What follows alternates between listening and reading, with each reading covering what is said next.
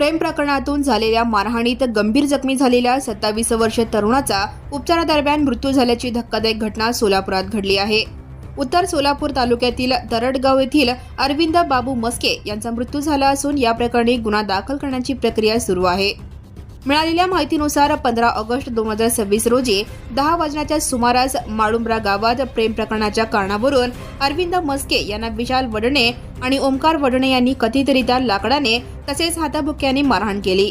या मारहाणीत अरविंद मस्के गंभीर जखमी झाले। त्यानंतर त्यांच्या वडिलांनी त्यांना उपचारासाठी सोलापुरातील श्री छत्रपती शिवाजी महाराज सर्वोपचार रुग्णालयात दाखल केले।